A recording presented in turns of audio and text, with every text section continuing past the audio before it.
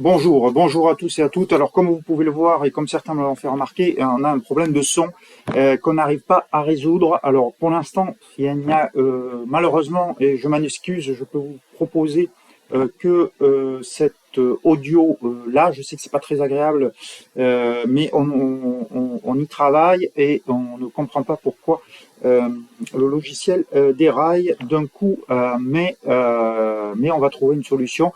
En attendant, j'avais le choix, soit pas faire de vidéo aujourd'hui, soit en faire une avec malheureusement cet outil pas terrible, en espérant que je trouve une solution. Donc mes excuses par rapport à ça. Euh, pour le marché, on a ce matin les devises et hier après-midi les devises à risque qui euh, sont véritablement sous pression.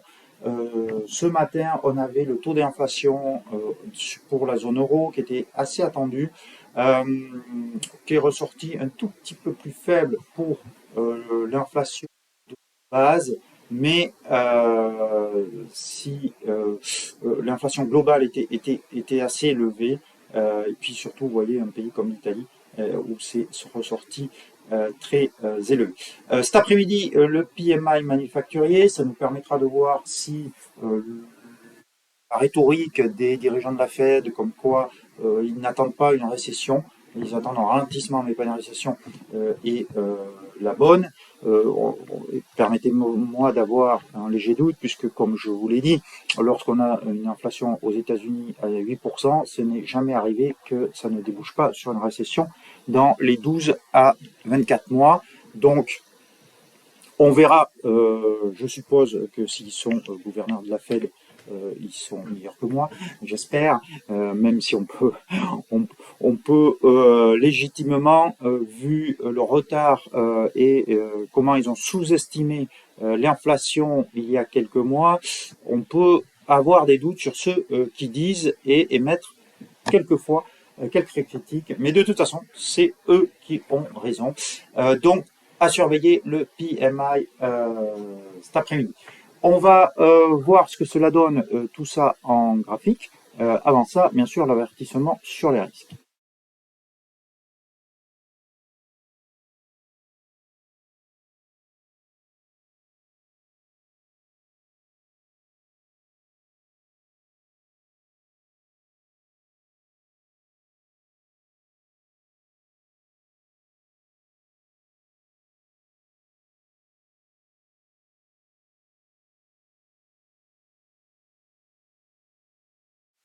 Alors, on va, avant d'aller voir le kiwi, on va aller voir surtout le dollar. Le dollar qui est soutenu, mais qui est sur des niveaux proches des plus hauts. Donc, bien sûr, tendance largement haussière, sans problème. On semble repartir à la hausse encore une fois aujourd'hui. Hier, il y a eu quelques prises de bénéfices. Alors, hier, c'était le 30 juin, fin de trimestre, fin de mois. Donc, on a eu une séance en deux temps. Une séance où le dollar a monté, et puis après, prise de bénéfice, ça a été la même chose sur les actions à l'inverse, chute et puis remontée. Donc certainement des gens qui coupaient des positions, et ce matin, on revient un petit peu sur les mêmes bases que ces 3 derniers jours, à savoir baisse des indices et remontée du dollar. On va voir si cet après-midi c'est confirmé avec l'arrivée des États-Unis. Euh, En tout cas, ce qui frappe aujourd'hui, c'est quand même le retour vers les actifs, les devises refuges, francs suisses, yen et dollar, puisque même le yen se redresse considérablement. Donc, ce qui nous donne sur l'euro-dollar, puisqu'on commence toujours par l'euro-dollar. Alors, je vais pas pouvoir vous le mettre en grand écran, parce que si je le mets en grand écran, je perds le son. Donc, on va faire ça comme ça aujourd'hui et je trouverai une solution pour lundi, j'espère. Donc, toujours sous pression, on a toujours un plan de trading, je vous le rappelle, toujours 1,0355 notre objectif. Le support technique, il est sur 1,0340. Si on casse, on ira vers la parité. Bon, pour l'instant, on en est un petit peu loin quand même encore. On verra ce qui se passe cet après-midi, mais en tout cas, pas de problème. Tendance baissière sur l'euro dollar. Le câble, Lui repart aussi fortement à la baisse, vous voyez, donc on pourrait revenir sur 1,1934 assez rapidement. On verra ce qui se passe au contact de ce support, mais en tout cas baissier sans aucun problème, avec une grosse séance apparemment qui se dessine négative aujourd'hui.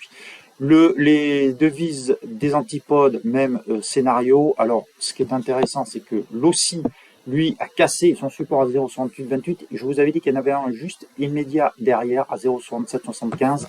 Il a intérêt à tenir parce qu'après, c'est un peu le gouffre sur l'OSI. Vous allez voir, hop, en une semaine, vous voyez que ça correspond, ce 0,775 à un plus bas et aussi un retracement Fibonacci de 50%. Et ensuite, il n'y a plus grand-chose avant un retracement de 61,8 qui correspond à 0,6450. Donc ça fait une sacrée chute. Donc on verra ce soir comment on clôture, mais même si on clôture au-dessus des 0,67, 75 et a fortiori en dessous, c'est quand même un chandelier très négatif puisqu'on a ouvert sur le plus haut et on va clôturer sur le plus bas si ça se termine comme ça ce soir.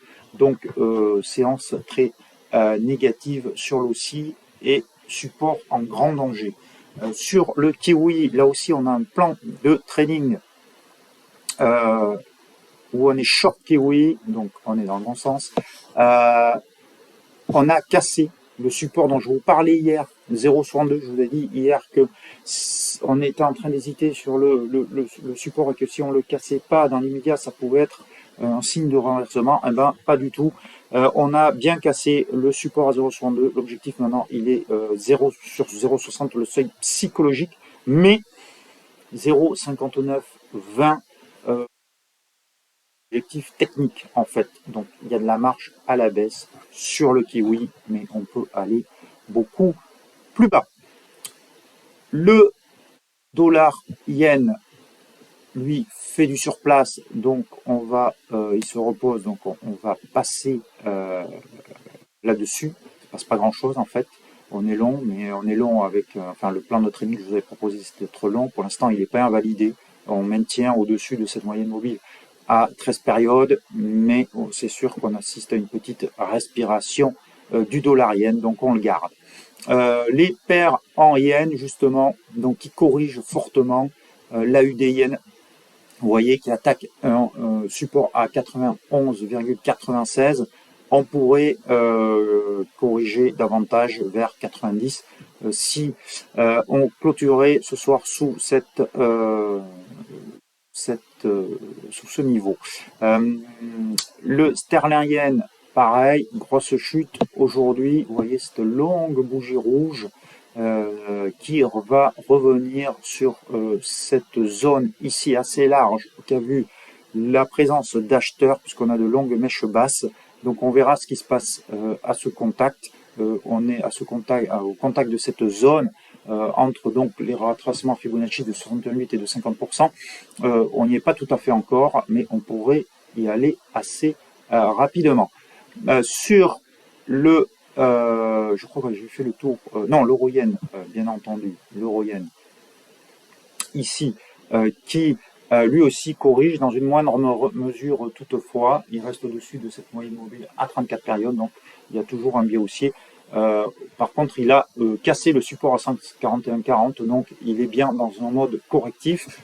On va attendre que ce mode correctif passe pour éventuellement se repositionner long sur l'euro-yen. Alors l'euro-yen, le sterling-yen, la UD-yen, là c'est très lié à ce qui se passe sur les marchés actions. Vous savez que les marchés actions baissent beaucoup. Donc on a une corrélation avec le yen qui sert d'actif refuge. Alors, un petit mot sur le marché actions. Il est baissier, sans aucun doute. On va revenir sur... je vais prendre le CAC, hein, mais c'est pareil sur la S&P ou sur les autres indices. Sur le CAC, on va revenir très certainement voir les 5830. En tout cas, hier, on s'est rapproché des 5830, qui est un support. On a bien rebondi dessus, mais ça reste fragile. Il faudrait que le CAC repasse au-dessus de 6000 points pour se donner de l'air Et dans ce cas-là, on aurait, je pense, un rebond sur l'euro-yen. Mais le risque, il est plus de revoir 5830, un nouveau test, voire 5755. Je pense pas qu'on ira plus bas pour le coup.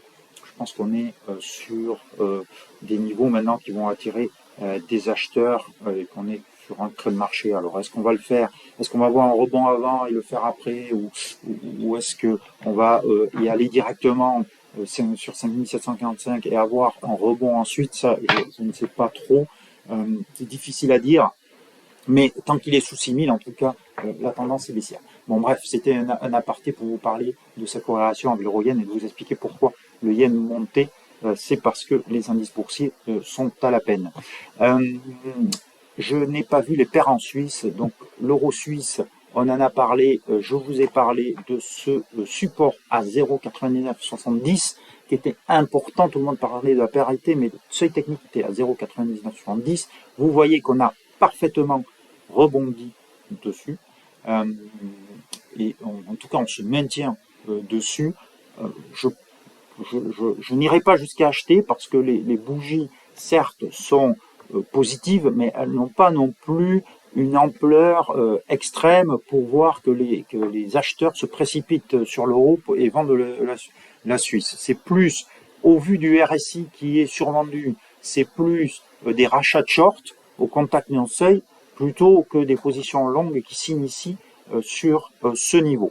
Donc, le risque, c'est une fois que les rachats de short vont être terminés, de repartir faire un test et peut-être de casser.